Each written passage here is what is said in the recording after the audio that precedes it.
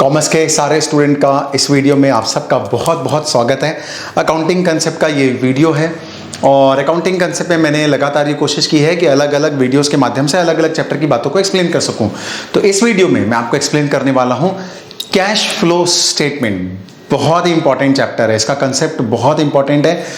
12th का syllabus हो या सीए का सिलेबस हो या सीएस का या सीएमए का, सारी जगह इस चैप्टर को कवर किया जाता है क्योंकि ये चैप्टर वैसे प्रैक्टिकल लाइफ में भी बहुत इंपॉर्टेंट है। क्यों इंपॉर्टेंट है देखिए, क्योंकि हम जब फाइनेंशियल स्टेटमेंट बनाते हैं तो आजकल मैक्सिमम जगह फाइनेंशियल स्टेटमेंट के साथ हर कंपनी को ये कंपलसरी कर दिया गया है कि वो कैश फ्लो स्टेटमेंट भी बनाए साथ में। बैलेंस शीट में फाइनेंशियल स्टेटमेंट आप जानते हैं, प्रॉफिट एंड लॉस अकाउंट और बैलेंस शीट तो हम शुरू से बनाते ही हैं, साथ में कैश फ्लो स्टेटमेंट भी कंपनीज को बनाना पड़ता है। राइट, अब देखिए कैश फ्लो स्टेटमेंट होता क्या है उसके बारे में शॉर्ट में डिस्कशन कर लेते हैं। देखिए cash flow statement is a statement which shows the flow of the cash and cash equivalent during a specified period. मतलब कैश फ्लो स्टेटमेंट एक ऐसा स्टेटमेंट है जो कैश के फ्लो को बताता है बिजनेस में एक पर्टिकुलर पीरियड में। कैश और कैश इक्विवेलेंट, इसका मतलब क्या होता है, कैश और जो कैश के बराबर मानी जाती है वो चीज़ें एक्सप्लेन करूंगा मैं बाद में, कौन कौन सी चीज़ें इसको कैश के बराबर ही मानते हैं। तो देखिए ये था कैश फ्लो स्टेटमेंट का सिंपल सा डेफिनेशन, जैसा समझ सकते हैं हम एक लाइन का। अब देखिए कैश फ्लो स्टेटमेंट बेसिकली बनाया जाता है पूरे बिजनेस में कितना कैश आ रहा है और कितना कैश जा रहा है ये जानने के लिए, कहाँ कहाँ से कैश आ रहा है और कहाँ कहाँ कैश जाके लग रहा है ये जानने के लिए। क्योंकि देखिए हमने बचपन से लेकर आज तक, चाहे वो ट्रेडिंग अकाउंट पढ़ा हो, प्रॉफिट एंड लॉस अकाउंट पढ़ा हो, बैलेंस शीट देखा हो या इनकम एंड एक्सपेंडिचर अकाउंट देखा हो, ये सारे अकाउंट का पर्पस एक ही बात पे रहता है, पूरा फोकस एक ही जगह रहता है। और पूरा फोकस कहाँ पे रहता है, कितना कमाया, कितना कमाया, कितना कमाया, प्रॉफिट क्या हुआ, profit profit profit, loss, income expenditure, surplus, deficit, यही सब पूरा जो स्टेटमेंट है प्रॉफिट एंड लॉस का, इनकम एक्सपेंडिचर का, वो पूरा फोकस्ड होता है प्रॉफिट लॉस के ऊपर। कितना कमाया कमाया कमाया कमाया। पर याद रखिए दुनिया में ये जानना तो जरूरी है ही कितना कमाया, पर ये जानना भी जरूरी है कि कितना आया और कितना गया। राइट, क्या आया गया कैश बिजनेस में। अब आप बोलोगे एक ही तो बात है, अगर कमाओगे तो पैसा तो आएगा ही आएगा ना बिजनेस में, अगर कमाया ज्यादा तो पैसा आएगा भी ज्यादा, कमाया कम तो पैसा आएगा भी कम। आपको लगेगा एक ही तो बात है, पर एक ही बात नहीं है। कई बार देखिए ऐसा होता है कि हम बिजनेस में बहुत पैसा कमाते हैं पर कैश में बिल्कुल नहीं पाते हैं, और कई बार ऐसा होता है कि हम बिजनेस में कम पैसे कमाते हैं लेकिन फिर भी कैश में बहुत कुछ ज्यादा पाते हैं। राइट, तो बिजनेस की प्रॉफिटेबिलिटी सिचुएशन जरूरी नहीं है कि लिक्विडिटी पोजीशन एक जैसी हो। Profitability is something different and liquidity of the business is something different. Profitability बताता है आपका profit and loss, liquidity position बताता है कैश फ्लो। देखिए बिजनेस में आप पैसा कमा रहे हो, कमाने के साथ साथ में बिजनेस में लिक्विडिटी होना भी अच्छा जरूरी है।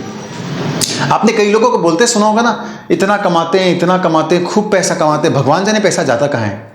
हाथ में तो कभी पैसा ही नहीं रहता, हमारे पास तो कभी पैसा ही नहीं आता, हमेशा टाइट रहते हैं, लिक्विडिटी नहीं रहती, लाइबिलिटीज को पे करने के लिए, एक्सपेंडिचर को देने के लिए पैसा नहीं होता है। तो आप सोचिए आप बिजनेस में बहुत कमा लो और ऐसी सिचुएशन आ जाए कि लाइबिलिटी को पे नहीं कर पा रहे हो तो पूरे गुडविल की धज्जियां उड़ जाएगी आपकी। तो लिक्विडिटी भी तो अच्छी होनी जरूरी है। और ऐसा हो सकता है कि आप खूब कमा रहे हो लेकिन आपके बिजनेस में पैसा नहीं है आपके पास, ऐसा हो सकता है। राइट, कैसे हो सकता है भाई, बिजनेस में आपने लोगों को बेचा, खूब माल बेचा, खूब पैसा कमाया, पर कस्टमर से पैसा वसूल ही नहीं हुआ है, तो कैश कहां से आएगा आपके पास में। पर क्रेडिटर को तो पे करना पड़ेगा ना।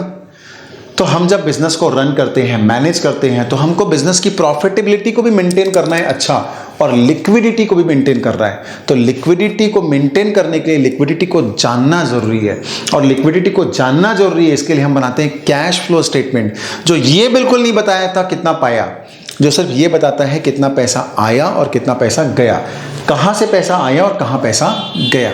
तो ये जानना भी इक्वली इंपॉर्टेंट है बिजनेस में, इसी के लिए हम बनाते हैं कैश फ्लो स्टेटमेंट, जो बातें करता है सिर्फ कैश की और कैश इक्विवेलेंट की। तो ये था, मैंने आपको शॉर्ट में एक्सप्लेन किया कि क्या पर्पस होता है कैश फ्लो स्टेटमेंट को बनाने का, क्यों बनाते हैं कैश फ्लो स्टेटमेंट। ऑलराइट, चलिए अब क्यों बनाते हैं के बाद में हम जानना चाहेंगे कि कैसे बनाते हैं, कैसे बनाना है। तो देखिए अकाउंटिंग स्टैंडर्ड 3 में अकाउंटिंग स्टैंडर्ड 3 में कैश फ्लो स्टेटमेंट के बारे में पूरा जिक्र किया गया, उसको रिवाइज भी किया गया अकाउंटिंग स्टैंडर्ड 3 को। तो as per the revised accounting standard 3 we will discuss the entire format of the cash flow statement. देखिए इसमें क्या किया गया है, पूरे बिजनेस की एक्टिविटी को 3 कैटेगरी में डिवाइड कर दिया गया है। First category operating activity. Operating activity में मतलब क्या, बिजनेस की डे टू डे की एक्टिविटी, रोज के काम, बिजनेस को ऑपरेट करने के लिए जो जरूरी काम है। अब क्या काम जरूरी है बिजनेस को ऑपरेट करने के लिए? भाई आप गुड्स को परचेज करोगे, रोज के काम, सेल करोगे, रोज के काम है, उधार में सेल करोगे, कस्टमर से पैसा आएगा, डे टू डे का काम है, राइट, बिजनेस को ऑपरेट करने के लिए जरूरी है। फिर उसके बाद अगर आपने परचेज किया क्रेडिट में तो उनका पेमेंट करोगे। फिर बिजनेस को चलाने के लिए बहुत सारे एक्सपेंडिचर करने पड़ेंगे, आपको सैलरी देनी पड़ेगी, रेंट देना पड़ेगा, इलेक्ट्रिसिटी देना पड़ेगा, इंश्योरेंस देना पड़ेगा, सारे एक्सपेंडिचर करने पड़ेंगे। ये सब किस में आएंगे? ऑपरेटिंग एक्टिविटी में आएंगे। तो ये सब कुछ आ जाएगा ऑपरेटिंग एक्टिविटी में। डे टू डे बिजनेस को रन करने के लिए, ऑपरेट करने के लिए, मैनेज करने के लिए, आपके रोजमर्रा के जितने काम हैं और आपका जो मेन बिजनेस है उससे रिलेटेड एक्टिविटी सब किस में आ जाएगी? ऑपरेटिंग एक्टिविटी में आ जाएगी। इसको हम ऐसे समझ सकते हैं। सेकेंड है इन्वेस्टिंग एक्टिविटी। देखिए इन्वेस्टिंग एक्टिविटी मतलब बिजनेस को अगर आपको चलाना है तो बिजनेस में बहुत सारे पैसे इन्वेस्ट करने पड़ते हैं, लगाने पड़ते हैं। किस में लगाने पड़ते हैं? फिक्स एसेट में। बिल्डिंग खरीदनी पड़ती है हमको, मशीनरी परचेज करना पड़ता है, फर्नीचर परचेज करना पड़ता है, और भी कोई एसेट्स परचेज करनी पड़ती है, इक्विपमेंट वगैरह। तो वो सारा कुछ पैसा जो हम लगा रहे हैं वो सब कहलाता क्या है? Investing activity. या फिर हमने बिजनेस का पैसा इन्वेस्ट कर दिया कहीं पर इन्वेस्टमेंट में, वो भी इन्वेस्टिंग एक्टिविटी है, राइट। तो ये हो गया सेकंड टाइप की एक्टिविटी, इन्वेस्टिंग एक्टिविटी। इन सबको खरीदना और इन सबको बेचना, ये सब कहलाएगा investing activity. Now third activity, financing activity. देखिए बिजनेस को रन करने के लिए चाहिए कैपिटल, फाइनेंस चाहिए। आप जानते हैं कैपिटल इस दुनिया में 2 प्रकार की होती है, अपना कैपिटल और पराया कैपिटल। अपना कैपिटल मतलब अगर मैं कंपनी के पॉइंट ऑफ व्यू से बात करूं तो शेयर कैपिटल, चाहे वो इक्विटी कैपिटल हो, चाहे वो प्रेफरेंस शेयर कैपिटल हो। पराया मतलब लोन। हम जब लोन लेते हैं, डिबेंचर इशू करके लोन लेते हैं, या फिर बैंक वगैरह से मॉर्गेज लोन लेते हैं, या कोई भी किसी प्रकार का लोन लेते हैं आउटसाइडर से, तो ये हो गया पराया पैसा। पराया पैसा मतलब दूसरों का पैसा। तो दोनों के दोनों से पैसा हम लेते हैं बिजनेस को चलाने के लिए, बिजनेस को फाइनेंस करते हैं, बिजनेस को फाइनेंस अवेलेबल कराते हैं, राइट। तो ये जो एक्टिविटी है ये क्या कहलाती है? फाइनेंसिंग एक्टिविटी कहलाती है, राइट। तो 3 प्रकार की एक्टिविटी हो गई। पैसा अरेंज करना, फाइनेंसिंग एक्टिविटी, उससे रिलेटेड ट्रांजैक्शन, फाइनेंस एक्टिविटी। इस पैसे को इन्वेस्ट करते हैं एसेट्स वगैरह में, इन्वेस्टिंग एक्टिविटी। इससे रिलेटेड ट्रांजैक्शन, इन्वेस्टिंग एक्टिविटी। और इन दोनों को छोड़ के जितनी एक्टिविटी बच गई वो सब ऑपरेटिंग एक्टिविटी। तो ऑपरेटिंग एक्टिविटी की 2 डेफिनेशन है, एक है बचा खुचा सारा कुछ किस में आएगा? ऑपरेटिंग। इन्वेस्टिंग में क्या आएगा? क्लियर है। फाइनेंसिंग में क्या आएगा? क्लियर है। उसको छोड़ के जो बच गया इस दुनिया में सब हो जाएगा ऑपरेटिंग एक्टिविटी। तो चलिए हम देखते हैं फॉर्मेट। क्या फॉर्मेट हमको बताया गया अकाउंटिंग स्टैंडर्ड 3 रिवाइज्ड में कैश फ्लो स्टेटमेंट का। सबसे पहले देखते हैं ऑपरेटिंग एक्टिविटी का फॉर्मेट। हम ऊपर हेडिंग देते हैं, नाम देते हैं कैश फ्लो स्टेटमेंट, जिस ऑर्गेनाइजेशन का उसका नाम लिख देते हैं फॉर द ईयर एंडेड, कौन सा पीरियड का है वो भी लिख देते हैं। और उसके बाद हम स्टार्ट करते हैं, सबसे पहला ए लिखते हैं, A point, cash flow from operating activity. इसमें हम सबसे पहले शुरुआत करते हैं net profit after tax, right, sorry, net profit before tax. इसमें हम जब शुरुआत करेंगे तो हम लिखेंगे नेट प्रॉफिट बिफोर टैक्स, मतलब हमको यहाँ पर जो नेट प्रॉफिट चाहिए वो बिफोर टैक्स एंड एप्रोप्रिएशन चाहिए। टैक्स देने के पहले का, एप्रोप्रिएशन करने के पहले का, रिजर्व में ट्रांसफर करने के पहले का। तो अगर ये प्रॉफिट क्वेश्चन में दिया हुआ है ऐसा बोल के तो वेल एंड फाइन ले लीजिए, नहीं दिया है तो कैलकुलेट कीजिए इस प्रॉफिट को। तो वर्किंग नोट पे हम कैलकुलेट करते हैं। चलिए मैं आपको वर्किंग नोट भी फटाफट एक्सप्लेन कर देता हूँ कैसे कैलकुलेट करते हैं। वर्किंग नोट आपके सामने है स्क्रीन पर। जो भी क्वेश्चन में अगर आपको नेट प्रॉफिट दिया, फाइनल नेट प्रॉफिट है, अगर ये फाइनल नेट प्रॉफिट मतलब क्या होता है? सब माइनस करने के बाद का नेट प्रॉफिट जो बैलेंस शीट में जाता है। अगर वो प्रॉफिट दिया है, आपने ये प्रॉफिट लिया है मान लीजिए कहीं से भी इंफॉर्मेशन से, तो इसमें आपको ऐड करना पड़ेगा। क्या ऐड करना पड़ेगा? हमने जितना पैसा टैक्स का प्रोविजन किया होगा वो ऐड करो, हमने जितना इसमें से डिविडेंड माइनस किया होगा इस प्रॉफिट में से वो ऐड करो, हमने जितना पैसा रिजर्व में ट्रांसफर किया होगा वो ऐड करो। अगर ये सब है तो ऐड करो, नहीं है तो कोई बात नहीं। क्वेश्चन में अगर इंफॉर्मेशन दिया है इन सबका तो इन सबको ऐड बैक करना पड़ेगा। तो इन सबको ऐड बैक करने के बाद जो प्रॉफिट आएगा उस प्रॉफिट को हम बोलेंगे ये प्रॉफिट है टैक्स देने के पहले का, रिजर्व में ट्रांसफर करने के पहले का और एप्रोप्रिएशन के पहले का। तो इसको हम बोलते हैं प्रॉफिट बिफोर टैक्स। ऑलराइट, तो ये प्रॉफिट लिया जाएगा सबसे पहले। इस प्रॉफिट में कुछ ऐड करते हैं, कुछ लेस करते हैं। देखिए ये प्रॉफिट तो क्या है? कॉमन प्रॉफिट है। कॉमन प्रॉफिट मतलब एकदम जनरल प्रॉफिट बिजनेस का। हमको यहाँ पे जनरल नहीं चाहिए, हमको यहाँ पे ऑपरेटिंग प्रॉफिट चाहिए। ऑपरेटिंग प्रॉफिट मतलब ऑपरेटिंग प्रॉफिट और कैश प्रॉफिट चाहिए, क्योंकि कैश फ्लो बना रहे हैं हम। तो हमको 2 चीजें इसमें नहीं चलेगी। कौन कौन सी नहीं चलेगी? पहला नॉन ऑपरेटिंग नहीं चलेगा, दूसरा नॉन कैश नहीं चलेगा। तो हम ऐसे सारे नॉन कैश और नॉन ऑपरेटिंग, ध्यान दीजिएगा शब्दों पर, नॉन कैश मतलब जो एक्सपेंडिचर कैश में नहीं होते, और नॉन ऑपरेटिंग, ये दोनों एक्सपेंडिचर अगर प्रॉफिट से माइनस हुए तो हम उसको वापस प्लस कर देंगे। और अगर ये दोनों प्रकार की इनकम अगर इसमें शामिल हुई तो हम उसको वापस माइनस कर देंगे, रिवर्सल इफेक्ट दे देंगे। तो कुछ हमको प्लस करना पड़ता है इस प्रॉफिट में, कुछ माइनस करना पड़ता है। उसके पीछे जो लॉजिक है वो लॉजिक की बात यही है कि नॉन ऑपरेटिंग और नॉन कैश एक्सपेंसेस को प्लस करना है, क्योंकि वो माइनस हो चुके होंगे, हमको नहीं करना इनको माइनस, प्लस करो। और जो इनकम प्लस हो गई होगी उसको उल्टा कर दो, माइनस कर दो, क्योंकि हमको नहीं चाहिए ऐसी इनकम जो नॉन ऑपरेटिंग हो और नॉन कैश हो। तो प्लस में क्या क्या करते हैं देखिए, हम प्लस में करते हैं इसमें कोई भी डेप्रिसिएशन अगर हमने चार्ज किया हो तो नॉन कैश है। कोई भी अगर इंटरेस्ट हमने लोन के ऊपर दिया हुआ है, अगर कोई भी मॉर्गेज वगैरह लोन पर, डिबेंचर पर, वो भी हम प्लस करते हैं। क्यों इंटरेस्ट को प्लस करते हैं? क्योंकि ये फाइनेंसिंग एक्टिविटी का आइटम है, तो यहाँ पर ये प्लस हो जाएगा, राइट। इसके बाद अगर मान लीजिए कोई भी एक्सपेंडिचर हमने राइट ऑफ किया है, discount on issue of debenture right of कर दिया, प्रिलिमिनरी एक्सपेंसेस राइट ऑफ कर दिया, कोई भी एक्सपेंडिचर राइट ऑफ किया तो वो प्लस कर देंगे, राइट। और अगर मान लीजिए कोई लॉस हो गया हमको सेल पर, फिक्स एसेट वगैरह के सेल पर, वो भी हम प्लस कर देंगे। सिमिलरली इसी प्रकार के आइटम को माइनस कर देंगे। मान लीजिए प्रॉफिट ऑन सेल ऑफ दिया हुआ है एसेट, तो फिर वो माइनस कर देंगे, राइट। और ऐसा ही कोई इनकम फ्रॉम इन्वेस्टमेंट दिया हुआ है तो वो इन्वेस्टिंग एक्टिविटी का है, इसलिए यहाँ पर माइनस कर देंगे। तो ये 2-4 आइटम को प्लस माइनस करेंगे। इसके बाद जो प्रॉफिट आएगा उसको हम नाम देंगे operating profit before working capital changes, operating profit, all right. अब इसके बाद वर्किंग कैपिटल वाले आइटम में जितने आइटम का चेंजेस हुआ उसका इफेक्ट हम यहाँ पे लेंगे। सबसे पहले वर्किंग कैपिटल मतलब क्या होता है? Current asset minus current liability, right. ये हमने ऑलरेडी अलग अलग चैप्टर में देखा ही है। वर्किंग कैपिटल का डेफिनेशन क्या होता है? Current asset minus current liability. इसका मतलब करेंट एसेट और करेंट लाइबिलिटी के आइटम में जो भी चेंज हुआ है उस सबका चेंज का प्लस माइनस का इफेक्ट यहाँ पर आएगा। कैसे? देखिए, मान लीजिए करेंट एसेट्स में कोई भी आइटम अगर इंक्रीज हुआ है, अगर करंट एसेट में कोई भी आइटम इंक्रीज हुआ है तो हम उसको यहाँ पर क्या कर देंगे? माइनस कर देंगे।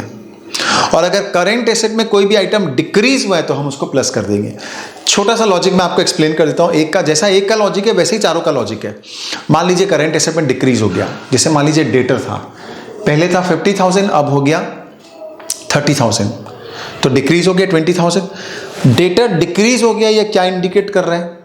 मतलब डेटर ने पैसे दे दिए 50,000 से, अगर वो 30,000 हो गया, इसका मतलब उसने 20,000 आपको दे दिया, तो इससे आपका कैश क्या हो जाएगा? बढ़ जाएगा। कैश का फ्लो बिजनेस में क्या हो जाएगा? बढ़ जाएगा। डेटर से आपको पैसे मिल गए, रिकवर हो गए, वसूल हो गए, तो हम उसको क्या कर देंगे? कैश फ्लो में प्लस कर देंगे, ऐड कर देंगे। तो कैश फ्लो में हम जो बना रहे हैं ऑपरेटिंग एक्टिविटी, उसके बाद जो वर्किंग कैपिटल के चेंजेस का इफेक्ट ले रहे हैं, उसमें डिक्रीज इन करंट एसेट क्या हो जाता है? ऐड। इसका लॉजिक आपको क्लियर हुआ क्यों करते हैं हम ऐसा? Similarly increase in the current asset में अपोजिट लॉजिक रहेगा तो वो माइनस हो जाएगा। अब आइए करंट लाइबिलिटी में। करंट लाइबिलिटी अगर डिक्रीज हो रहा है तो वो माइनस में आ जाएगा। क्यों डिक्रीज और माइनस में जाएगा? आप कल्पना करो, देखो क्रेडिटर था पहले, मान लीजिए 10,000, अब हो गया 6,000। पहले था 10,000, अब हो गया 6,000, मतलब आपने 4,000 पेमेंट कर दिया। 4,000 पेमेंट किया होगा आपने, इसका मतलब कैश आपके पास से क्या हो जाएगा? कम। तो डिक्रीज इन करेंट लाइबिलिटी अगर है तो वो हो जाएगा माइनस। अब अगर इंक्रीज इन करेंट लाइबिलिटी तो वो क्या हो जाएगा? Plus, with the same logic, opposite logic, right. तो 4 बातें होती है सब मिला के। वैसे तो 2 बातें होती है, करंट एसेट और करंट लाइबिलिटी। इन दोनों बातों के अंदर 2 बातें होती है। करंट एसेट में इंक्रीज भी हो सकता है, डिक्रीज भी हो सकता है। करंट लाइबिलिटी में इंक्रीज भी हो सकता है, डिक्रीज भी हो सकता है। तो दोनों बातों के अंदर 2 बातें होती है, मतलब सब मिला के हो सकती है 4 बातें। इन 4 बातों में 2 बातें होगी जिसको ऐड करना है और 2 बातें होगी जिसको लेस करना है। तो 2 बातें जिनको ऐड होगी वो हमने देख लिया, कौन कौन सा ऐड होगा और कौन कौन सा लेस होगा, राइट। इसके बाद अब जो फ्लो आता है उसको हम बोलते हैं cash generated from operation, right. Cash generated from operation. इसमें अगर आपने साल भर में कोई भी इनकम टैक्स पे किया है तो हम यहाँ से माइनस करते हैं। कोई भी इनकम टैक्स अगर आपने पे किया होगा तो वो माइनस हो जाएगा यहाँ पर, और फिर जो आएगा उसको हम बोलेंगे cash flow from operating activities, right. तो ये था ऑपरेटिंग एक्टिविटी का कैश फ्लो कैलकुलेट करने का फॉर्मेट। क्वेश्चन में इंफॉर्मेशन दी रहेगी। देखिए, हालांकि मैं आपको भी सिर्फ फॉर्मेट एक्सप्लेन कर रहा हूँ, भी प्रैक्टिकल क्वेश्चन एक्सप्लेन नहीं कर रहा हूँ। प्रैक्टिकल क्वेश्चन में अपने दूसरे वीडियोस में पूरा एक्सप्लेन करूंगा, बना करके दिखाऊंगा आपको एक एक क्वेश्चन कैसे बनेगा, तब ज़्यादा क्लैरिटी आएगी आपको प्रोसेस की। अभी फॉर्मेट में हो सकता है कुछ चीज़ें आपके हो सकता है ज़्यादा क्लियर ना हो जब तक क्वेश्चन ना बनाएं। फिर भी फॉर्मेट को समझना तो जरूरी है कि फॉर्मेट में क्या क्या आता है, क्या क्या नहीं आता है। तो ये था फॉर्मेट के सारे आइटम ऑपरेटिंग एक्टिविटी का। ऑपरेटिंग एक्टिविटी थोड़ा सा कॉम्प्लिकेटेड भी है, थोड़ा दिमाग लगाना पड़ता है इसमें। इन्वेस्टिंग और फाइनेंसिंग बहुत इजी है। सेकंड पर आते हैं। Cash flow from investing activity. देखिए, cash flow from investing activity मतलब मैंने आपको बताया था फिक्स एसेट परचेज करना, सेल करना, ये सब कौन सी एक्टिविटी है? इन्वेस्टिंग एक्टिविटी है। इसमें पैसा जा भी सकता है, पैसा आ भी सकता है। पैसा आएगा तो इनफ्लो है, पैसा जाएगा तो आउटफ्लो है। आएगा कैसे पैसा? इनफ्लो देख लेते पहले। अगर आपने बिल्डिंग को सेल कर दिया, लैंड को सेल कर दिया, फर्नीचर को सेल कर दिया, किसी भी एसेट को सेल कर दिया, इन्वेस्टमेंट को सेल कर दिया, तो जितने में भी सेल कर दिया वो इनफ्लो बन जाएगा आपका। तो हम जब भी इस एक्टिविटी से इनफ्लो निकालेंगे तो फॉर्मेट में जो भी इनफ्लो आएगा वो लिखेंगे कि सेल ऑफ फर्नीचर या sale of asset, sale of investment, और अमाउंट लिख देंगे। और मान लीजिए आपने कोई इन्वेस्टमेंट कर दिया, उससे अगर आपको इनकम भी हो रही है, किसी प्रकार की इंटरेस्ट भी मिल रहा है, तो वो भी इनफ्लो किसका कहलाएगा? इन्वेस्टिंग एक्टिविटी का इनफ्लो कहलाएगा। पैसा आ रहा है आपके पास, कहां से आ रहा है? इन्वेस्टिंग एक्टिविटी की वजह से आ रहा है, क्योंकि इन्वेस्टमेंट ना करते तो ये इंटरेस्ट और इनकम कहां से मिलता? तो वो भी उसके अंदर में आ जाएगा, राइट। तो हम उसको वहां पर लिख देंगे। और इसके बाद आउटफ्लो कैसे होगा? अगर हमने कोई फिक्स एसेट परचेज कर लिया, मशीनरी परचेज कर लिया, लैंड परचेज कर लिया, बिल्डिंग परचेज कर लिया, तो ये सब क्या बन जाएगा? आउटफ्लो। तो अगर इसमें पैसा जा रहा है तो ये कहां पर आ जाएगा? आउटफ्लो में आ जाएगा। जब भी कोई आउटफ्लो होगा, पैसा जाएगा, तो हम उसको ब्रैकेट के अंदर लिख देंगे, माइनस नहीं लिखेंगे। जो उसके प्रेजेंटेशन का तरीका है पूरे कैश फ्लो में जो एप्लीकेबल रहेगा कि कोई भी चीजें जो माइनस में है, मतलब पैसा जा रही है, आउटफ्लो है, तो उसको लिखेंगे ब्रैकेट में। और इनफ्लो है तो सिंपली उसको लिख देंगे, मतलब कुछ नहीं है तो इनफ्लो होगा, ब्रैकेट में है तो आउटफ्लो होगा। ये इसकी पहचान है, राइट। तो बाद में हमको कैलकुलेशन करने में आसानी होगी, कौन कौन सा इनफ्लो है, कौन कौन सा आउटफ्लो है, कौन कौन सा प्लस है, कौन कौन सा माइनस है। तो इन्वेस्टिंग एक्टिविटी का क्या होता है, कई बार क्वेश्चन डायरेक्टली देता नहीं है, वो आपको हिंट दे देगा कि प्लांट एंड मशीनरी इतने का था, इतने का डेप्रिसिएशन चार्ज किया, वगैरह वगैरह। हमको पूरा प्लांट एंड मशीनरी की तह तक जाने के लिए पूरा प्लांट एंड मशीनरी अकाउंट बनाना पड़ता है, और अकाउंट बना के फाइंड आउट करना पड़ता है कितने का सेल हुआ होगा, कितने का परचेज हुआ होगा। तो ये बातें तो अब जब प्रैक्टिकल क्वेश्चन में एक्सप्लेन ही करूंगा व्हाइट बोर्ड पे, तभी आपको एक्सप्लेन कर पाऊंगा, इसमें एक्सप्लेन करना मुश्किल है, राइट। तो अभी तो हम शॉर्ट में मोटा मोटी फॉर्मेट देख रहे हैं, अंदर की चीज़ों को फाइंड आउट कैसे करना वो बाद में देखेंगे, नेक्स्ट वीडियोस में देखेंगे। तो ये हो गया इन्वेस्टिंग एक्टिविटी का इनफ्लो में टोटल कंपेयर कर देंगे आउटफ्लो को। अगर नेट इनफ्लो है, मतलब पैसा आया ज़्यादा है, तो हम लिख देंगे net inflow from the investing activity. और अगर आउटफ्लो है तो हम लिख देंगे net outflow from the investing activity, और ब्रैकेट में लिखेंगे अगर आउटफ्लो ज़्यादा है, नेट आउटफ्लो ही है, तो जो भी नेट फिगर है उसको लिखेंगे ब्रैकेट में। अब आते हैं next, financing activity, cash flow from financing activity. देखिए, cash flow from financing activity हम जब कैलकुलेट करेंगे तो फाइनेंसिंग एक्टिविटी का इनफ्लो पहले लिखेंगे, फिर लिखेंगे आउटफ्लो। इनफ्लो मतलब इक्विटी शेयर कैपिटल इशू किया, उससे पैसा आएगा। प्रेफरेंस शेयर कैपिटल इशू किया, उससे पैसा आएगा। डिबेंचर इशू किया, उससे पैसा आएगा। उससे जो पैसा आएगा उसमें फेस वैल्यू भी लिखेंगे, प्लस प्रीमियम को भी जोड़ के लिखेंगे। मान लीजिए आपने 10 लाख का इक्विटी शेयर इशू कर दिया, 1 लाख प्रीमियम पे इशू किया, तो यहाँ जो इनफ्लो लिखा जाएगा वो 11 लाख रुपए, क्योंकि सही मायने में आपके पास पैसे कितने आए? 11 लाख रुपीज़ आए, तो हम यहाँ प्रीमियम को ऐड करके लिखेंगे। ऑलराइट, तो जो भी इशू ऑफ शेयर से पैसा आ रहा है, हमने कोई लोन ले लिया किसी पर्सन से, तो loan taken, new loan obtain और टेकन, ये आ जाएगा इनफ्लो में। अब आउटफ्लो कैसे कहलाएगा? अब आउटफ्लो में पहली चीज, अगर आपने रिडम्पशन कर दिया, इक्विटी शेयर का तो रिडम्पशन कभी होता ही नहीं जीवन में, प्रेफरेंस शेयर का आपने रिडम्पशन कर दिया तो वो यहाँ पर आएगा। रिडम्पशन पार पे किया तो उतना ही पैसा आएगा, प्रीमियम पे किया तो प्रीमियम को जोड़ करके लिखेंगे। डिबेंचर का आपने रिडीम कर दिया, उसका रीपेमेंट कर दिया, वो भी आएगा। लोन का आपने रीपेमेंट कर दिया किसी, तो यह आउटफ्लो है, कौन सी एक्टिविटी का? फाइनेंसिंग एक्टिविटी का, तो ये भी यहाँ पर आएगा। इसके बाद अगर आप इंटरेस्ट पे कर रहे हो डिबेंचर के ऊपर, इंटरेस्ट पे कर रहे हो लोन के ऊपर, तो ये भी फाइनेंसिंग एक्टिविटी का आउटफ्लो है, क्योंकि interest on debenture, interest on loan किसके पीछे है? डिबेंचर और लोन के पीछे है। जब वो लोग खुद है फाइनेंसिंग एक्टिविटी में, तो ये भी कहाँ जाएगा? फाइनेंसिंग एक्टिविटी में, तो इसको भी हम यहाँ पे लिखेंगे। फिर अगर आपने साल भर में कोई डिविडेंड पे किया है, रियल में पे कर दिया डिविडेंड, जितना रुपए का भी डिविडेंड पे किया, चाहे प्रेफरेंस शेयर पर चाहे इक्विटी शेयर पर, वो दोनों भी कहाँ पर आएगा? फाइनेंसिंग एक्टिविटी के आउटफ्लो में आएगा। तो ये था फॉर्मेट फाइनेंसिंग एक्टिविटी का। जो पैसे आएंगे वो इनफ्लो, जो पैसे जाएंगे वो आउटफ्लो, ब्रैकेट के अंदर लिखा जाएगा। फाइनली हम निकालेंगे नेट, कितना इनफ्लो या आउटफ्लो है उसको लिख देंगे। अब आखिरी में तीनों एक्टिविटी का इनफ्लो और आउटफ्लो का टोटल करेंगे। ऑपरेटिंग एक्टिविटी का फाइनल फिगर, इन्वेस्टिंग एक्टिविटी का फाइनल फिगर, फाइनेंसिंग एक्टिविटी का फाइनल फिगर, तीनों को जोड़ेंगे। इनफ्लो अगर ज्यादा है तो हम बोलेंगे net increase in the cash balance, क्योंकि इनफ्लो ज़्यादा है मतलब पैसा आया ज़्यादा, तो कैश बढ़ना चाहिए ना। और अगर आउटफ्लो ज़्यादा है तो हम उसको लिखेंगे net decrease in the cash and cash equivalent, इसको हम यहाँ पे लिख देंगे। राइट। अब इसको चेक करेंगे हम, ये जो नेट इंक्रीज डिक्रीज हमारे हिसाब से है करेक्ट है कि नहीं। इसमें ऐड कर देंगे हम opening balance of cash and cash equivalent, मतलब ईयर के बिगिनिंग में जो कैश और कैश इक्विवेलेंट था वो कितना था। अब ये दोनों को जोड़ने से जो आना चाहिए फिगर वो आना चाहिए closing cash and cash equivalent. कैसे समझिए, मान लीजिए आपने कोई कैश फ्लो स्टेटमेंट बनाया, उसमें नेट इंक्रीज आ गया 20,000 रुपीज़। अब ईयर के बिगिनिंग में आपके पास था cash 10,000, during the year transaction जो हुए उससे 20,000 इंक्रीज हुआ है कैश, तो इसका मतलब ईयर के एंड में कितना होना चाहिए कैश का बैलेंस, 30,000 रुपीज़ होना चाहिए ना, तभी तो बात बराबर बनेगी। ओपनिंग कैश होना चाहिए 10,000, 20,000 इंक्रीज हुआ तो ईयर के एंड में 30,000 ही होना चाहिए। इतना है तब तो करेक्ट है, नहीं तो करेक्ट नहीं है। तो ये जो नेट इंक्रीज और डिक्रीज इन कैश आया है इसमें ऐड कर देंगे ओपनिंग कैश बैलेंस, तो आना चाहिए क्लोजिंग कैश बैलेंस। ये आया तो ऑलमोस्ट आपने क्वेश्चन को सही से ही सॉल्व किया ही होगा। ओके, तो ये था कैश फ्लो स्टेटमेंट का कंप्लीट फॉर्मेट, ऑपरेटिंग एक्टिविटी का, इन्वेस्टिंग एक्टिविटी का, फाइनेंसिंग एक्टिविटी का। बहुत सारे फिगर्स हमको हिडन दिए होते हैं क्वेश्चन में, हमको सोचना पड़ता है, दिमाग लगाना पड़ता है, खुद से सोचना पड़ता है।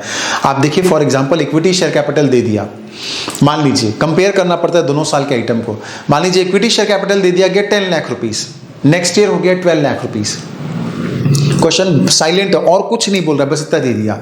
हमको अपना दिमाग लगाना है कि जब equity share capital 10 lakh rupees था लास्ट ईयर तो 12 लाख कैसे हो गया। पड़े पड़े तो नहीं बढ़ सकता ना, इसका मतलब हमने इशू किया गया होगा, कितने का इशू किया होगा, 2 लाख रुपए का। तो ऐसे हमको हर आइटम को कंपेयर करके कंक्लूजन निकालना पड़ता है। जैसे सीबीआई वाले होते हैं ना, पुलिस वाले होते हैं, सुराग ढूंढते हैं कि अगर ऐसा हुआ है तो ऐसा क्यों हुआ होगा, एक्स्ट्रा दिमाग लगाते हैं। ऐसा होने की संभावना तो तब बनती है जब ऐसा हुआ हो। सिमिलरली हमको भी यहाँ पे बिल्कुल इन्वेस्टिगेशन करना है पूरे फाइनेंशियल स्टेटमेंट में, हर बात का पता लगाना है, क्या परचेज हुआ होगा, क्या सेल हुआ होगा, और जो जो आइटम जहाँ जहाँ पर आते हैं उसको लिखना पड़ेगा। राइट, तो मैं जब प्रैक्टिकल क्वेश्चन आपको एक्सप्लेन करूंगा कैश फ्लो स्टेटमेंट के, तो पूरे क्वेश्चन को इन्हीं सब लॉजिक के साथ मैं एक्सप्लेन करूंगा। वैसे ही सोचेंगे हम जैसे पुलिस वाले और सीबीआई वाले सोचते हैं, वैसे ही सोच के एक एक आइटम को निकालेंगे वहाँ से। ऑल राइट, तो आई होप कि आपको ये सारा कंसेप्ट पूरा फॉर्मेट समझ में आया होगा। नेक्स्ट वीडियो में मैं आपको एक्सप्लेन करूंगा सारे इसके प्रैक्टिकल क्वेश्चन बना करके, पूरी क्लैरिटी आपको आ जाएगी क्वेश्चन को कैसे सॉल्व करना है। अलग अलग दूसरे टॉपिक के भी वीडियो मैंने बनाए हुए अकाउंट्स के, वो भी आप जरूरत पड़ते हैं ज़रूर देखिएगा।